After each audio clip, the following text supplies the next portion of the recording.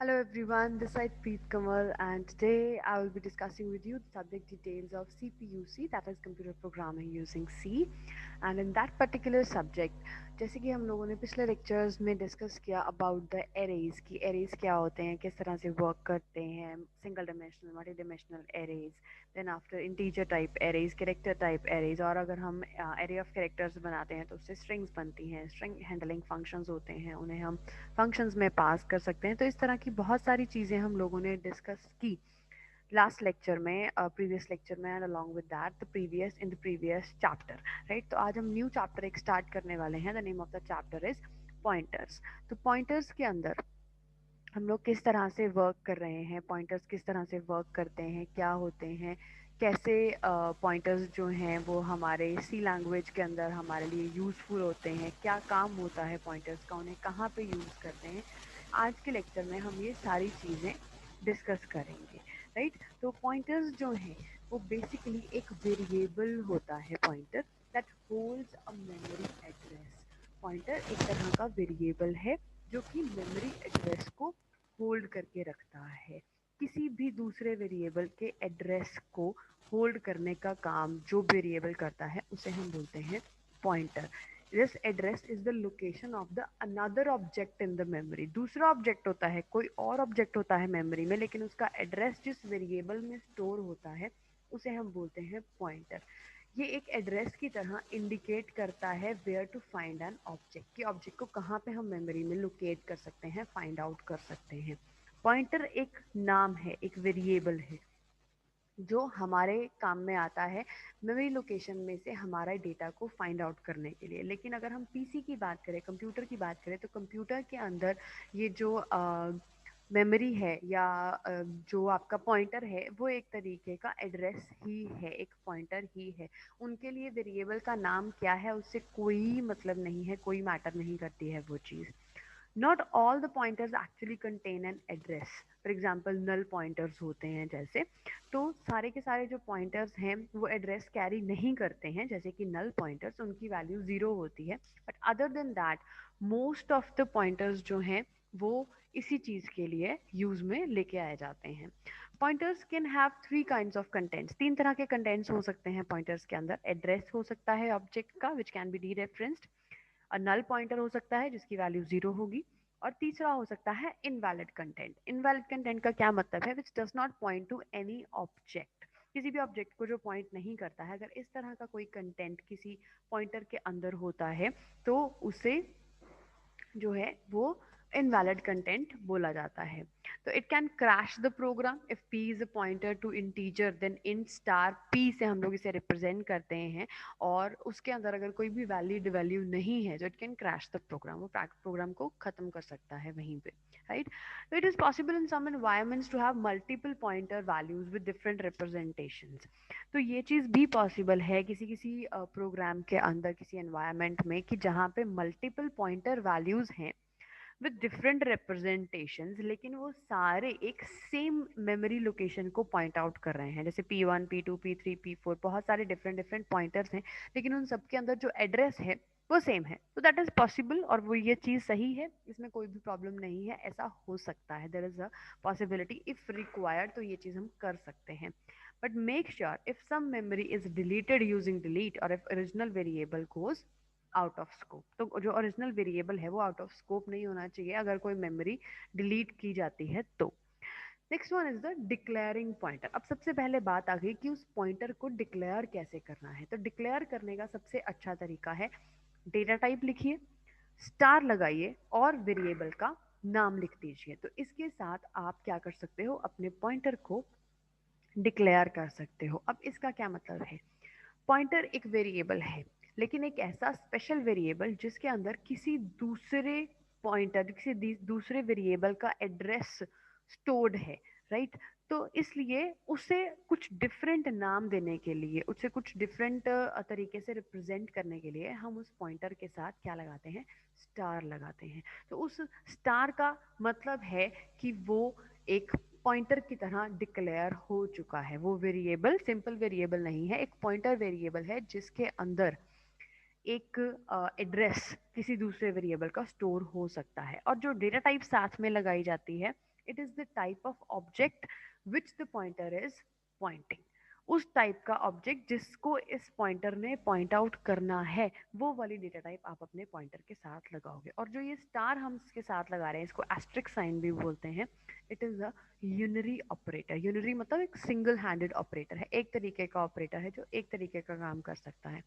It is also called as an indirection operator, क्योंकि ये direction बताने का काम करता है। तो any type of pointer can point to anywhere in the memory. किसी भी तरह का पॉइंटर किसी भी मेमोरी लोकेशन को पॉइंट आउट कर सकता है।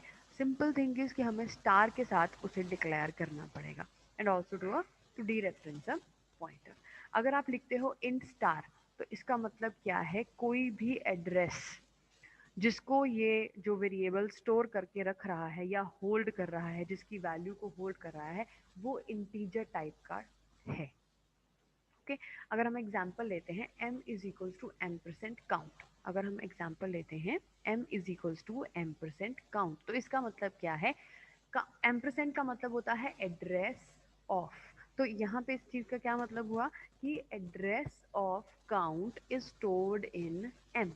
m के अंदर काउंट का एड्रेस, काउंट वेरिएबल का एड्रेस जो है, मेमोरी एड्रेस जो है, वो m वेरिएबल में स्टोर हो गया। एम्परसेंट भी एक यूनरी ऑपरेटर है जो कि मेमोरी एड्रेस रिटर्न करता है, right. It is returning the address, so it means m will receive the address of the count variable. तो सपोज करते हैं हम कि काउंट जो है उसका मेमोरी एड्रेस जो है वो 2000 है और उसके अंदर 100 वैल्यू स्टोर्ड है। तो m is equals to ampersand count का मतलब है m के अंदर जो वैल्यू है वो 2000 आ गई। और अब हमने m में से डेटा निकालना है, तो डेटा निकालने के लिए हम क्या यूज करेंगे, पॉइंटर यूज करेंगे। That means star m use करेंगे और उसकी वैल्यू हम किसी अलग वेरिएबल को असाइन कर देंगे, जैसे कि हमने यहाँ पे किया q is equal to star m, right. तो q is equal to star m का क्या मतलब है, जैसे एम्परसेंड का मतलब है एड्रेस ऑफ, वैसे ही स्टार का यहाँ मतलब है वैल्यू एट। ये चीज आपने दोनों बहुत अच्छे तरीके से याद करनी है। एम्परसेंट मतलब एड्रेस ऑफ, जिसके साथ एम्परसेंट लगा है इसका मतलब उस वेरिएबल का एड्रेस दूसरे वाले में जा रहा है।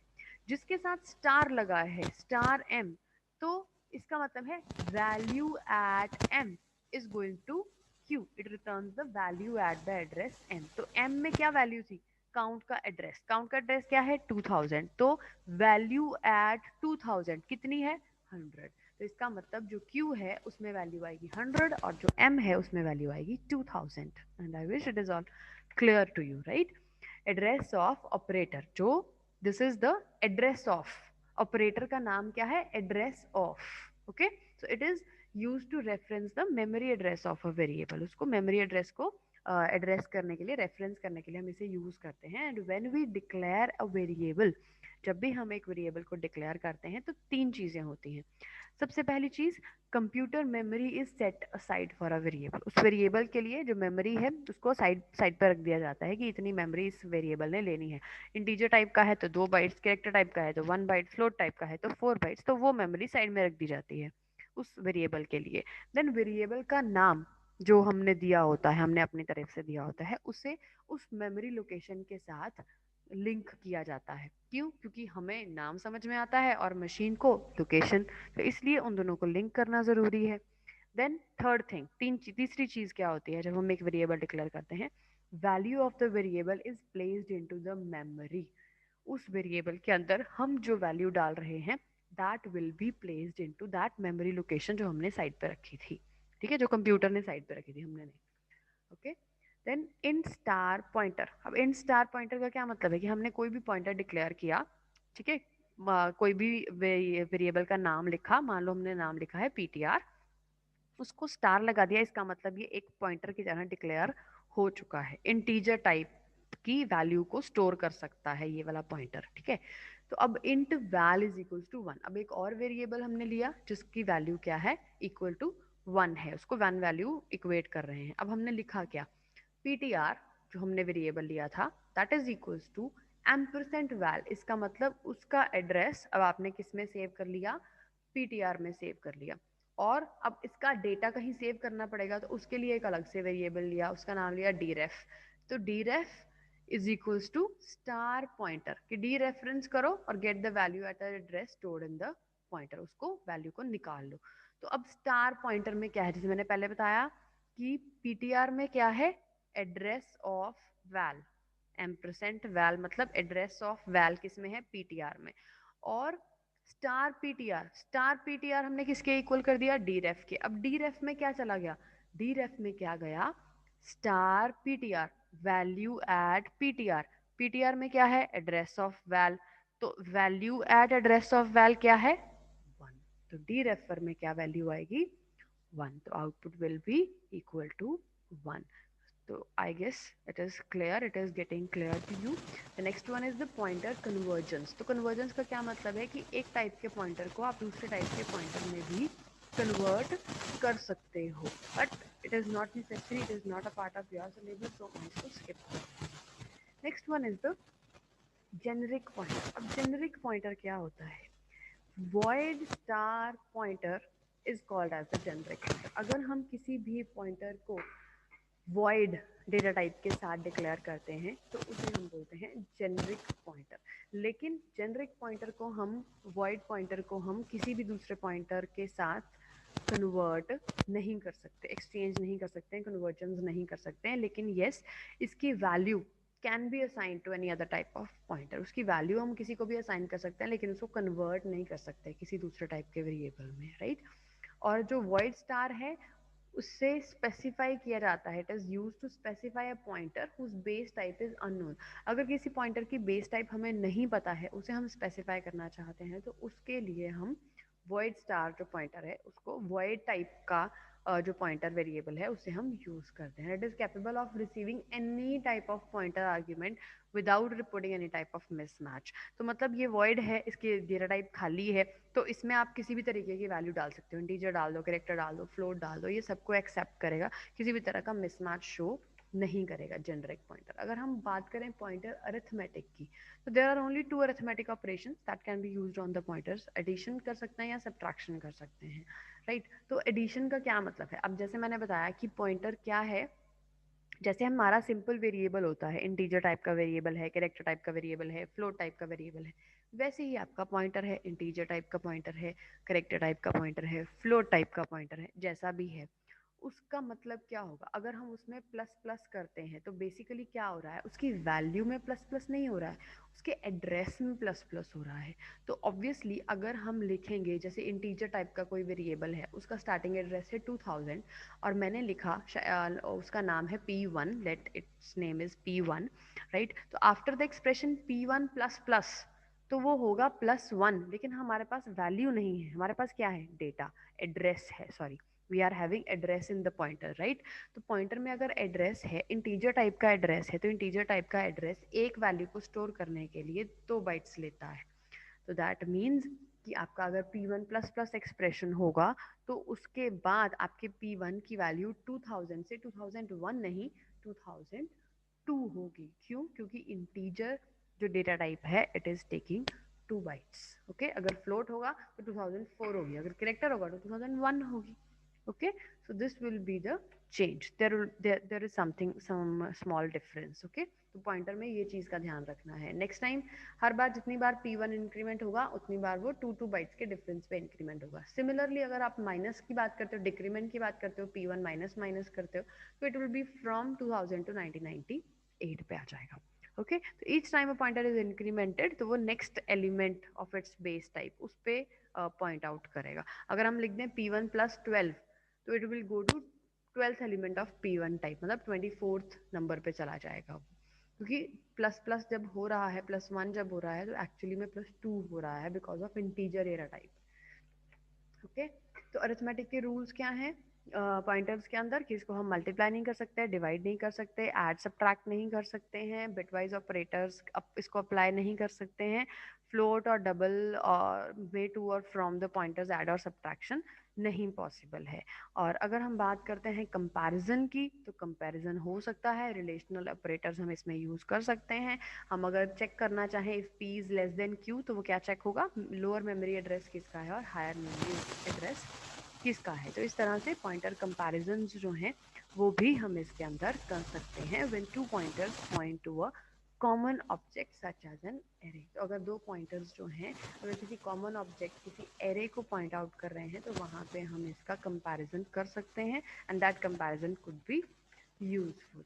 ओके, तो अगर हम बात करें बेनिफिट्स की, तो बेनिफिट्स क्या हैं पॉइंटर्स के? इन्हें किसी भी सिचुएशन में हम यूज़ कर सकते हैं when passing actual value is difficult और not desired, right.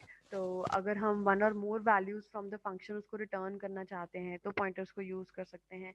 Execution speed इससे बढ़ जाती है, अब डाटा हैंडलिंग कैपेसिटी जो है वो एफिशिएंट हो जाती है, लेंथ और कॉम्प्लेक्सिटी ऑफ द प्रोग्राम जो है वो रिड्यूस हो जाती है। Then is the use of pointer array to character strings results in saving of data, allocate memory और assess करना उसको, that is also easy।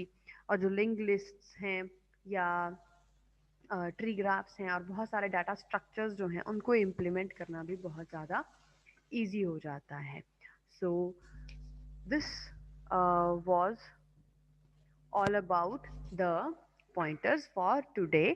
But अभी हमने सिर्फ बेसिक पॉइंटर्स के बारे में डिस्कस किया है, किस तरह से वो काम करते हैं, कैसे हमारे लिए हेल्पफुल हैं, कैसे हम सी लैंग्वेज में उसको यूज़ कर सकते हैं, उनको डिक्लेरेशन कैसे करनी है, उनको फंक्शन में कैसे यूज़ करना है।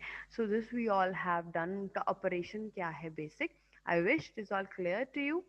If still there will be any doubts, I will be taking them in the live sessions. Till then, take care and bye bye.